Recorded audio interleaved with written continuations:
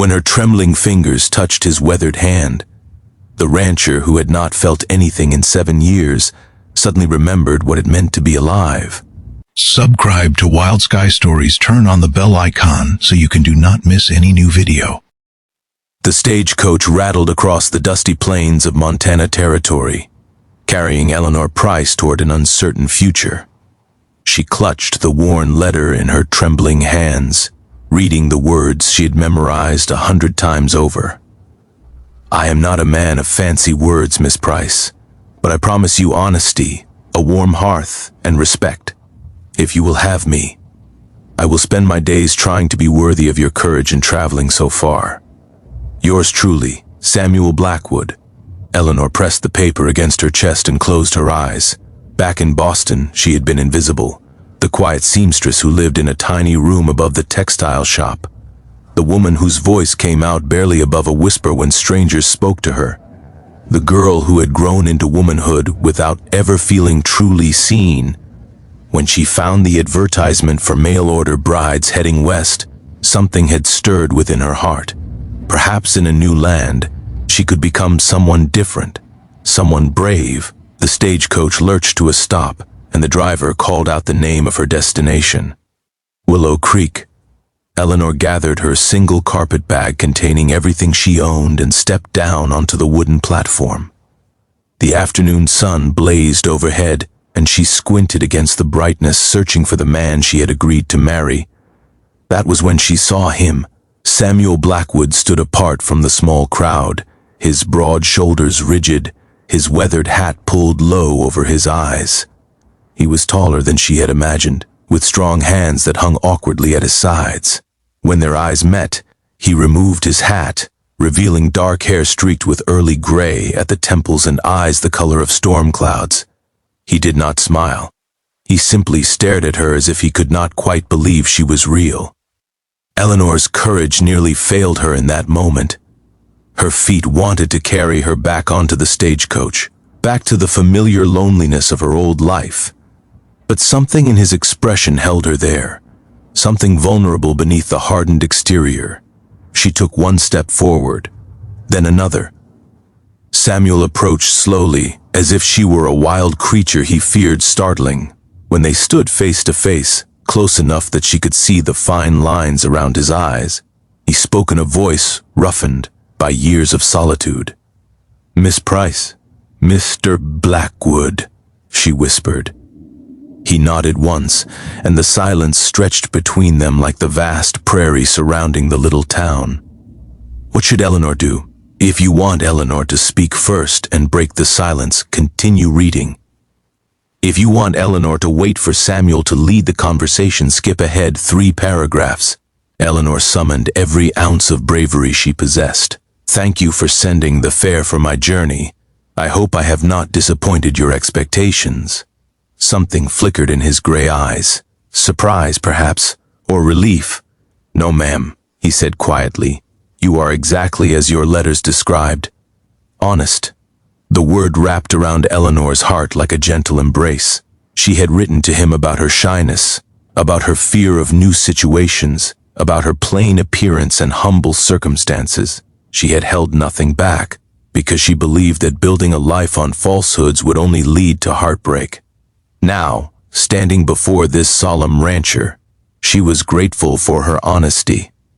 Samuel gestured toward a wagon waiting nearby, pulled by 2 sturdy horses. "I have prepared the spare room for you at the ranch. We do not have to marry until you are ready. Until you are certain." Eleanor felt tears prick her eyes at his consideration. So many mail-order brides were expected to wed immediately upon arrival, giving them no chance to know the men who would become their husbands.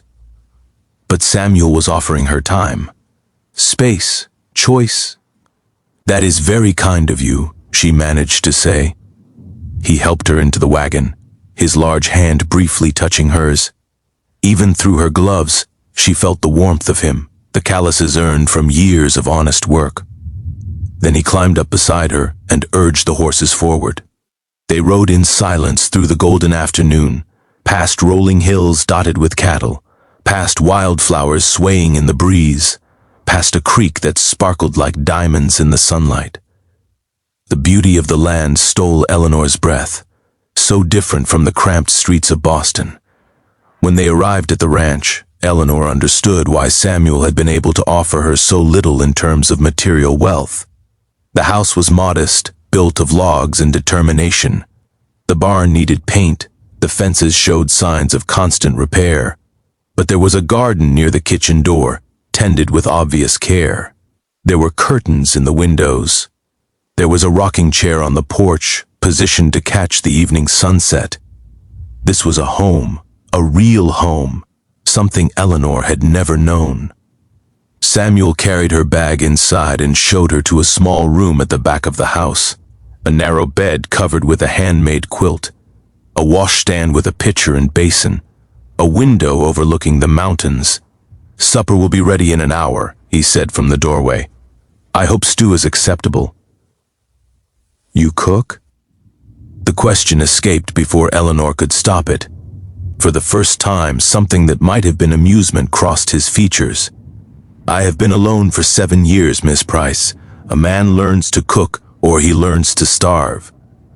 Then he was gone, leaving Eleanor to sink down onto the bed and wonder what secrets lay behind.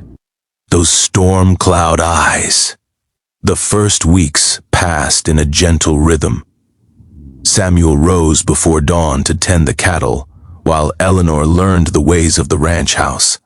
She discovered that he had been married once before, long ago, to a woman named Catherine, who had died in childbirth along with their baby. She learned this not from Samuel himself, but from the kindly widow who ran the general store in town. Eleanor's heart ached for him. 7 years of solitude, of grief, of working this land alone with only memories for company. She began leaving small tokens of her presence throughout the house. Fresh flowers in a jar on the table, curtains mended with delicate stitches, bread baked from her mother's recipe, the one thing she had inherited before her parents passed. Samuel noticed. He always noticed. But he spoke little, and Eleanor's shyness prevented her from bridging the distance between them. Until the night of the storm, thunder rolled across the mountains like cannon fire, and lightning split the sky. Eleanor huddled in her bed, listening to the wind howl around the cabin, when she heard Samuel's voice calling her name. She rushed to the main room and found him soaked to the bone, his face pale with exhaustion. "One of the calves is stuck in the mud by the creek," he gasped. "I cannot free it alone. I need your help." What should Eleanor do? If you want Eleanor to brave the storm to help him, continue reading. If you want Eleanor to hesitate because of her fear, skip ahead 2 paragraphs. Eleanor did not hesitate. She grabbed the coat hanging by the door and followed Samuel into the raging storm. The rain lashed at her face, the wind tore at her clothes, but she pushed forward. They found the calf exactly where Samuel had described, crying pitifully as it sank deeper into the mud. Together they worked through the darkness, Samuel pulling while Eleanor eyed the frightened animal. When they finally freed it, they were both covered in mud and trembling with cold. Samuel looked at Eleanor in the flash of lightning, and something shifted in his expression. Something profound. "You came," he said, his voice barely audible above the thunder. "Of course I came," Eleanor replied. He stared at her for a long moment, and then he did something unexpected. He smiled. It was a small smile, uncertain and rusty from disuse, but it transformed his entire face. In that moment, Eleanor saw the man he must have been before grief had hardened his heart. They returned to the cabin and dried themselves by the fire. Samuel made coffee, while Eleanor changed into dry clothes. When she returned to the main room, she found him sitting in the rocking chair, staring into the flames. "I thought you would not come," he said without looking at her. Catherine used to hate the storms. She would hide in the bedroom and refuse to come out until they passed. Eleanor sat in the chair across from him. "I was afraid," she admitted, "but I was more afraid of leaving you to struggle alone." Samuel finally met her eyes. "You are not what I expected, Eleanor Price. Nor are you, Samuel Blackwood." The storm raged outside, but inside the cabin, something warm and fragile began to grow between them. As the weeks turned into months, Eleanor watched the walls around Samuel's heart slowly crumble. He began talking to her during meals, sharing stories of his childhood, his dreams for the ranch, his hopes for the future. She told him about her years of loneliness in Boston, about the parents she had lost too young, about the strength she had discovered within herself during the journey west. They worked side by side in the garden, their hands brushing as they reached for the same tomato plant. They walked together in the evenings, watching the sun paw into the mountains in shades of gold and crimson.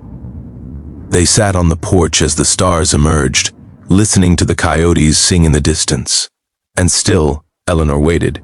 She knew that Samuel cared for her, knew it in the way he looked at her, in the small kindnesses he showed, in the way his voice softened when he spoke her name. But he had not mentioned marriage since the day she arrived. She understood. He had loved Catherine deeply, and losing her had nearly destroyed him. The idea of loving again, of risking that pain, terrified him. Eleanor decided that she would wait forever if necessary. Then came the day that changed everything. Eleanor was hanging laundry in the yard when she heard hoofbeats approaching. A stranger rode up to the ranch, a well-dressed man with cold eyes and a cruel smile. "I am looking for Samuel Blackwood," the man announced. "Tell him that Robert Hawthorne is here to collect his debt." Samuel emerged from the barn, his face hardening at the sight of the visitor. Eleanor watched as the two men spoke in low, tense voices. She caught fragments of the conversation. Something about a loan taken out years ago. Something about the ranch being used as collateral. Something about foreclosure. When Hawthorne rode away, Samuel stood motionless in the yard, his shoulders slumped in defeat. Eleanor approached him slowly. "Samuel, what is happening?" He told her everything. The drought that had killed half his cattle 3 years ago. The loan he had taken to survive. The payments he had struggled to make.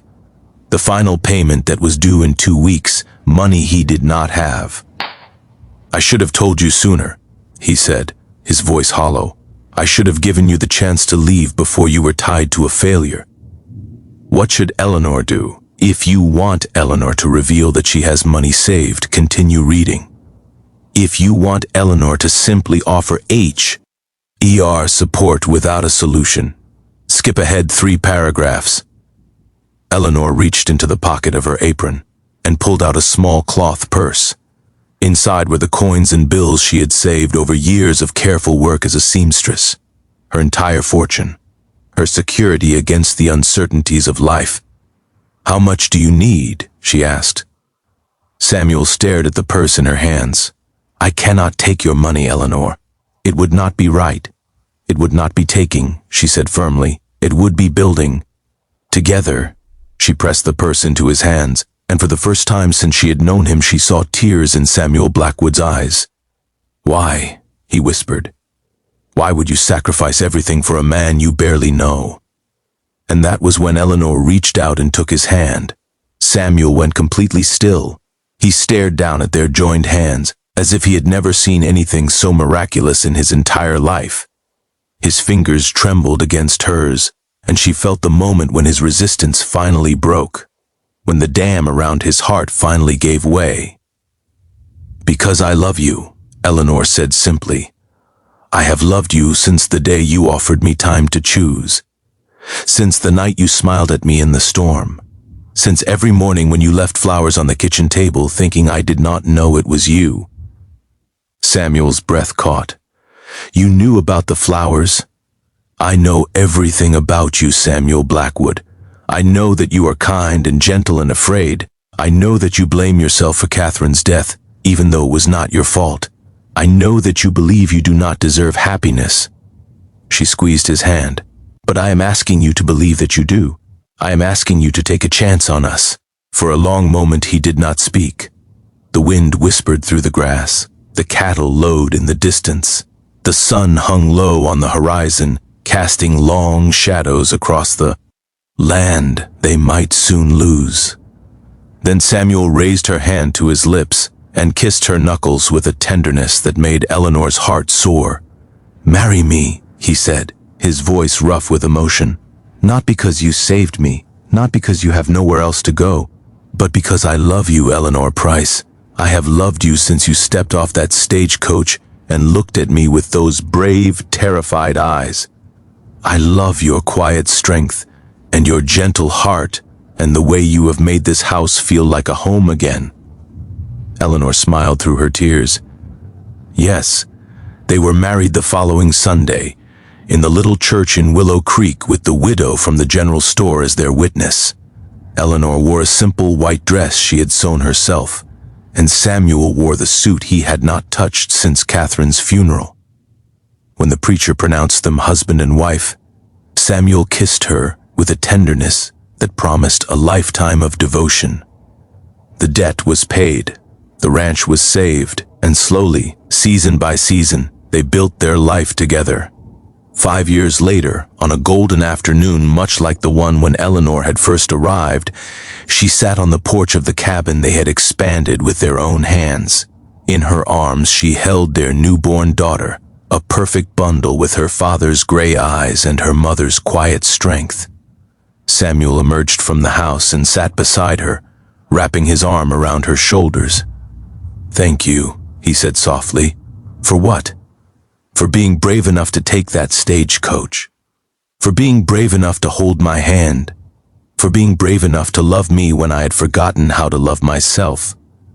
Eleanor leaned into his embrace, watching as their twin sons chased each other through the wildflowers, their laughter ringing across the land that was now filled with life and joy and hope.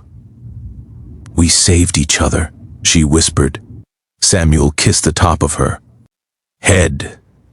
"And we will keep saving each other, every day, for the rest of our lives." The sun set over the mountains, painting the sky in brilliant shades of orange and pink. And in the little ranch house in Montana Territory, the shy bride and the wounded rancher found their happy ending, not in grand gestures or perfect moments, but in the simple act of reaching out and holding on. Thanks for watching. Don't forget to like, comment, and share with friends and family.